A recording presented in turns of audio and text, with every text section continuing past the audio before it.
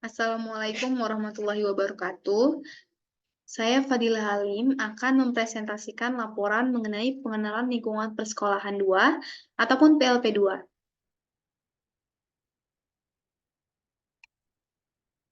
Adapun hal-hal yang akan saya bahas dalam PowerPoint kali ini adalah bab 1 pendahuluan, kemudian bab 2 informasi umum sekolah mitra, bab 3 hasil pengamatan, dan bab 4 penutup. Baik, mari kita masuk ke pembahasan yang pertama, yaitu bab 1 pendahuluan. Adapun latar belakang dari PLP2 ini, sebagaimana dinyatakan pada Permendikbud nomor 55 tahun 2017 pasal 1 butir 8, PLP merupakan proses pengamatan ataupun observasi yang dilakukan oleh mahasiswa program sarjana pendidikan untuk mempelajari aspek pembelajaran dan pengelolaan pendidikan di satuan pendidikan. PLP adalah suatu tahapan dalam proses penyiapan guru profesional pada jenjang program sarjana pendidikan, berupa penugasan kepada mahasiswa untuk dapat mengimplementasikan hasil belajar di perkuliahan melalui pengamatan proses pembelajaran di sekolah ataupun lembaga pendidikan. Latihan mengembangkan perangkat pembelajaran, kemudian belajar mengajar tembimbing, serta disertakan tindakan reflektif di bawah bimbingan dan pengawasan dari dosen pembimbing dan juga guru pamong di sekolah. Penilaian pada program PLP ini dilakukan oleh guru pamong ataupun GP dan juga dosen pembimbing atau DPL. Sehingga kita dapat simpulkan bahwa pengenalan lapangan persekolahan 2 ini merupakan tahapan kedua dalam pengenalan lapangan persekolahan program sarjana pendidikan yang dilaksanakan pada semester 4 ataupun PLP 1. Sebagai tahap lanjutan dari PLP 1, PLP 2 ini dimaksudkan untuk memantapkan kompetensi akademik kependidikan dan bidang studi melalui berbagai bentuk aktivitas di sekolah. Adapun tujuan dari PLP 2 ini, mahasiswa diharapkan dapat memantapkan kompetensi akademik kependidikan dan bidang studi yang disertai dengan kemampuan berpikir kritis dan kemampuan berpikir tingkat tinggi melalui kegiatan belajar sebagai berikut. Yang pertama, menelaah kurikulum dan perangkat pembelajaran yang digunakan oleh guru, kemudian menelaah strategi pembelajaran yang digunakan oleh guru, menelaah sistem evaluasi yang digunakan oleh guru, membantu guru dalam mengembangkan RPP, media pembelajaran, bahan ajar, dan perangkat evaluasi, kemudian menelaah pemanfaatan teknologi informasi dan komunikasi dalam pembelajaran, kemudian latihan mengajar dengan bimbingan guru pamong dan dosen pembimbing lapangan dengan tujuan merasakan langsung proses pembelajaran serta memantapkan jati diri sebagai calon pendidik, kemudian melaksanakan tugas-tugas pendampingan peserta didik dan kegiatan ekstrakurikuler, dan membantu guru dalam melaksanakan tugas-tugas pekerjaan administrasi guru di sekolah. Adapun manfaat dari PLP 2 ini adalah bagi mahasiswa mendapatkan pengalaman untuk melaksanakan pembelajaran dalam suatu kelas, kemudian mendapatkan kesempatan untuk mengatur kondisi kelas, memperoleh daya penalaran dalam melakukan penelaahan, perumusan, dan pemecahan masalah pendidikan yang ada di sekolah, mendapatkan pengalaman melalui pengamatan karakteristik siswa saat proses pembelajaran dalam kelas, memberikan kesempatan untuk dapat berperan sebagai motivator, fasilitator, dan membantu pemikiran sebagai problem solver, mendapatkan pengalaman di bidang manajemen kelas, dan yang terakhir memperoleh pengalaman terkait bekerja secara disiplin di sekolah. Adapun bagi universitas, menciptakan kerjasama yang saling menguntungkan antara sekolah mitra dengan Universitas Negeri Medan, kemudian memperoleh kesempatan untuk ikut serta dalam menyiapkan calon guru yang berdedikasi dan profesional, kemudian mendapatkan bantuan pemikiran, tenaga, ilmu, dan teknologi dalam merencanakan serta melaksanakan pembangunan di sekolah dan pengembangan di sekolah. Kemudian, menciptakan kerjasama yang saling menguntungkan antara sekolah dan informasi tentang manajemen ataupun kultur sekolah dengan universitas, kemudian membina jaringan kerjasama dengan sekolah mitra dalam upaya meningkatkan keterkaitan dan kesepadaan antara substansi akademik dengan pengetahuan dan keterampilan sumber daya manusia, dan yang terakhir memperoleh kesempatan untuk ikut serta dalam menyiapkan calon guru yang berdedikasi dan profesional. Kemudian kita lanjut ke bab 2 mengenai informasi umum dari sekolah mitra.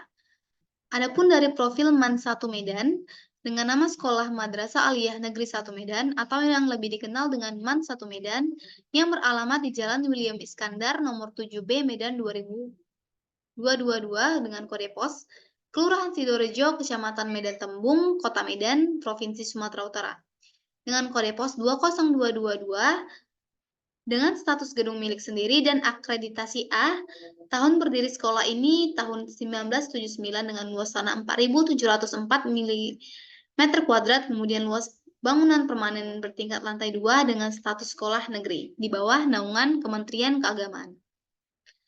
Adapun visi, misi, tujuan MAN 1 Medan dan standar nasional pendidikan. Adapun visi dari MAN 1 ini adalah bertakwa, berilmu pengetahuan, dan peduli kesehatan serta lingkungan. Dengan misi mengacu pada visi sekolah yang saya sebutkan sebelumnya, misi yang akan dilaksanakan oleh sekolah MAN 1 Medan yaitu memiliki akhlakul karimah, mengamalkan dan menyampaikan ajaran Islam, mampu melanjutkan pendidikan ke perguruan tinggi, kemudian produktif mengisi pembangunan nasional, meningkatkan profesional guru, melaksanakan pembelajaran sistematis dan berteknologi serta berwawasan lingkungan, meningkatkan peran serta orang tua siswa masyarakat dalam pengelolaan pendidikan, mewujudkan sekolah sehat dalam upaya membangun generasi berencana menuju kesejahteraan sosial, melestarikan lingkungan sekolah maupun lingkungan luar sekolah, dan yang terakhir mencegah pencemaran serta menciptakan green school. Adapun organisasi yang terdapat di MAN 1 Medan ini berjumlah 42 organisasi. Cukup banyak, diantaranya yang pertama ada OSIM, drum band, teater, futsal, senam, olimpiade bahasa Inggris, matematika, ekonomi, fisika, geografi, sosiologi, kimia, Mandarin Club, tim keagamaan, jurnalistik, kemudian tahfiz Quran, tilawah Quran, paskibra, pramuka, sepak bola, tenis meja, basket, badminton, PMR, Sispala, KIR, fotografi, dan UKS. Adapun sumber daya manusia di sekolah MAN 1 Medan yang meliputi guru, siswa, dan tenaga kependidikan dengan total keseluruhan guru di MAN 1 Medan itu berjumlah 121 orang dengan 95 berstatus sebagai ASN dan sisanya berstatus sebagai P3K dan juga honorer. Keseluruhan siswa di MAN 1 Medan pada tahun ajaran 2022-2023 adalah 2.092 orang siswa dengan staf ataupun pegawai berjumlah 31 orang. Adapun sarana dan prasarana yang terdapat di MAN 1 Medan ini, selama saya mengikuti kegiatan di PLP 2, saya menilai bahwa keadaannya baik dan sangat cukup layak untuk digunakan oleh siswa-siswi di sana dan juga guru serta staf ataupun pegawai. Dengan rincian sarana dan prasarana MAN 1 Medan, yaitu ada ruang kelas, ruang kepala sekolah, ruang administrasi TU, ruang guru, ruang bendahara, kemudian laboratorium biologi, kimia, fisika, komputer, bahasa, ruang seni, kemudian ruang tata busana, perpustakaan, aula, ruang UKS, eksekutif, ruangan BK, olahraga, OSIM, pramuka, paskibra, teater, ruang potsapam, ruang marching band, adapun juga masjid, kemudian gudang, kemudian kamar mandi, dan tempat berwudu. Kemudian kita lanjut ke prestasi sekolah dan kegiatan pendukung yang ada di MAN 1 Medan. Nah, sepanjang tahun 2023, MAN 1 Medan telah meraih berbagai jenis prestasi. Untuk kegiatan ekstrakurikuler, saya akan meringkas prestasi sekolah di MAN 1 Medan ini, karena pada tahun ini cukup banyak sekali prestasi yang didapatkan oleh sekolah melalui organisasi-organisasi sekolah. Nah, kita lanjut yang pertama ada basket, ini menjuarai 4 Liga Ishoki Kota Medan, kemudian Pramuka yang menjuarai umum Penegak Madya, Paskibra juara umum 1 Granat Universitas Negeri Jakarta, kemudian juga ada jurnalistik juara 1 puisi, kemudian ada tim keagamaan juara 1 lomba azan, kemudian panahan, Olimpiade Senior High School mendapatkan medali perak, dan masih banyak lainnya. Nah, kita masuk ke bab 3 mengenai hasil pengamatan ataupun observasi selama kegiatan mengajar ataupun PLP 2 di MAN 1 Medan. Yang pertama itu ada analisis kurikulum. Yang pertama ada kesesuaian dengan standar kompetensi dan juga kompetensi dasar atau SKKD.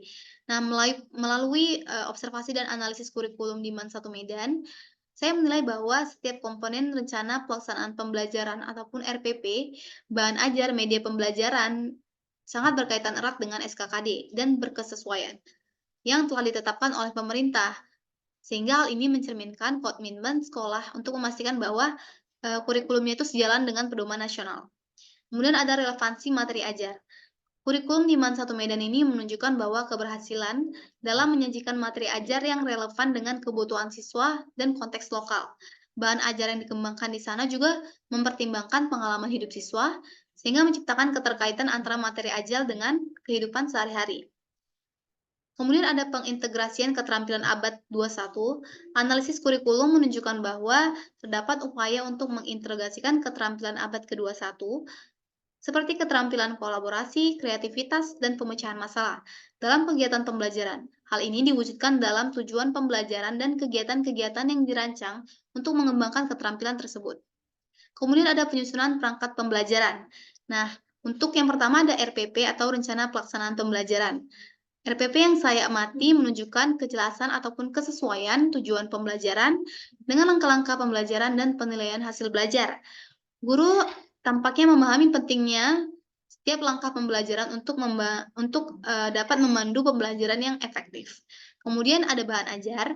Bahan ajar yang disiapkan oleh guru mencakup variasi sumber, termasuk buku teks, materi online, dan sumber daya lokal. Bahan ajar ini disusun dengan baik dan mendukung pemahaman siswa terhadap konsep-konsep yang diajarkan. Kemudian ada penggunaan media pembelajaran.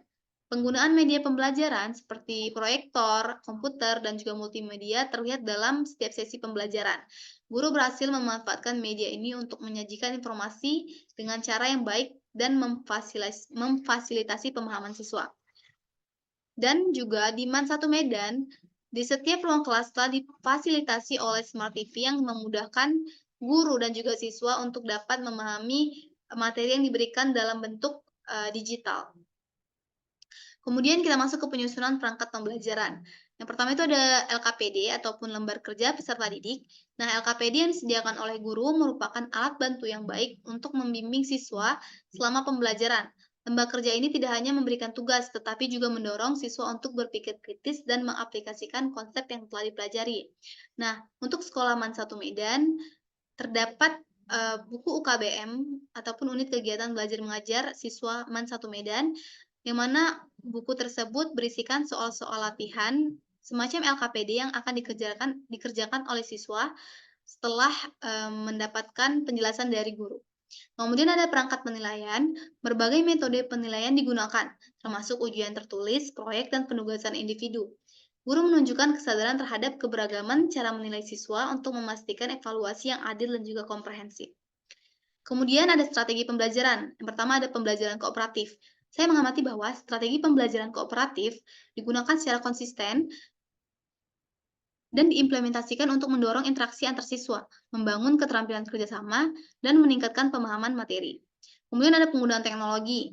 Pemanfaatan teknologi seperti penggunaan presentasi multimedia dan juga platform pembelajaran seperti Quizzes terlihat dalam setiap sesi pembelajaran. Ini sangat baik karena menciptakan pembelajaran yang lebih dinamis dan juga mempersiapkan siswa untuk berinteraksi dengan teknologi di era modern. Nah, kemudian ada pun pemanfaatan teknologi informasi dan komunikasi dalam pembelajaran. Yang pertama itu ada penggunaan proyektor interaktif dalam penyampaian materi, ataupun yang sering disebut dengan Smart TV. Kemudian platform pembelajaran daring seperti Quizzes, Classroom, dan lainnya. Penggunaan aplikasi edukatif interaktif, kemudian kegiatan video komprehensif atau pembelajaran jarak jauh jika dimungkinkan untuk dibuat, kemudian pembuatan dan pengeditan multimedia oleh siswa. Kemudian kita lanjut ke kegiatan kokurikuler dan ekstrakurikuler. Di sini saya akan mengambil satu saja contoh. Selama kegiatan PLP 2, saya mengamati dan terlibat dalam kegiatan kokurikuler dan ekstrakurikuler di MAN 1 Medan. Saya juga melakukan wawancara untuk memperoleh beberapa informasi mengenai OSIM MAN 1 Medan.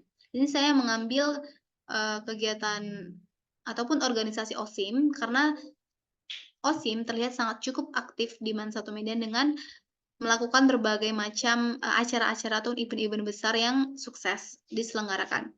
Hasil observasi yang saya dapat adalah bahwa OSIM merupakan organisasi di mana siswa dan siswi MAN 1 Medan menjalani tanggung jawab sebagai perpanjangan tangan ataupun yang bertanggung jawab atas seluruh siswa dan siswi di MAN 1 Medan kepada pihak sekolah. Saya juga melihat bagaimana siswa menjadi pengurus OSIM sangat bertanggung jawab dan antusias dalam menjalani program kerja mereka. Nah, kemudian yang terakhir ada refleksi yang saya dapatkan selama melakukan kegiatan PLP 2 di Man 1 Medan, yaitu adanya pemahaman tentang keanekaragaman siswa, bahwa siswa memiliki sikap dan juga karakter yang berbeda-beda. Meskipun 100% siswa muslim, namun siswa memiliki keanekaragaman di masing-masing individu. Kemudian tantangan manajemen kelas, sebagai calon pendidik saya sadar bahwa, untuk mengatur kondisi kelas sangat dibutuhkan tantangan dan juga energi ekstra, karena bagaimana kita dapat mengatur siswa-siswi untuk menjadi lebih kondusif. Kemudian hubungan guru dan siswa, kemudian ada kebutuhan perencanaan yang matang sebelum melaksanakan kegiatan pembelajaran, diperlukan perencanaan yang efektif sehingga pada saat proses pembelajaran, berjalan dengan dinamis dan juga berjalan dengan baik. Kemudian ada responsivitas terhadap perubahan, peluang untuk pertumbuhan profesional dan keterlibatan dalam kegiatan sekolah, ataupun event-event dan acara-acara yang diselenggarakan di sekolah. Kemudian kita masuk yang terakhir ada bab 4 yaitu penutup. Adapun kesimpulan yang saya dapatkan melalui pengenalan lapangan persekolahan 2 ataupun PLP 2 di sekolah, saya mendapatkan pengalaman yang berharga dalam memahami dinamika dunia pendidikan dan peran sebagai seorang tenaga pendidik ataupun guru. Yang pertama itu pentingnya pengenalan lapangan. Saya sadar dengan adanya PLP 2, saya dapat banyak pengalaman sehingga dapat juga memberikan pembelajaran bagi saya sebagai seorang calon guru. Kemudian ada integrasi teknologi dalam pembelajaran.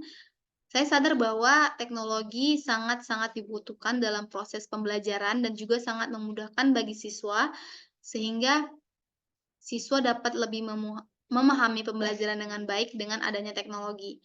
Kemudian diversitas kegiatan ekstrakurikuler, karena di Man 1 Medan terdapat banyak kegiatan ekstrakurikuler dan juga banyak sekali organisasi dengan organisasi yang sangat-sangat cukup baik, terbukti dari meraih berbagai macam prestasi di tingkat nasional bahkan. Saya sadar bahwa terdapat berbagai keberagaman di organisasi Man 1 Medan. Adapun saran yang saya akan berikan, yaitu Man 1 Medan harus dapat berkembang sebagai lingkungan pembelajaran yang lebih inklusif, inovatif, dan mendukung perkembangan siswa secara holistik. Selebihnya saya rasa Man 1 Medan cukup baik. Adapun kemudian lampiran-lampiran yang bisa saya berikan, yang pertama itu ada dana kelas yang diobservasi, kemudian ada dokumentasi bersama dengan guru pamong dan juga siswa-siswi di Man 1 Medan. Dan yang terakhir ada video pelaksanaan lapangan persekolahan 2, bagaimana saya mengajar selama di Man 1 Medan. Baik, saya rasa itu saja yang bisa saya sampaikan mengenai laporan pengenalan lapangan persekolahan 2 di Sekolah Man 1 Medan. Jika ada salah kata saya mohon maaf dan terima kasih. Wassalamualaikum warahmatullahi wabarakatuh.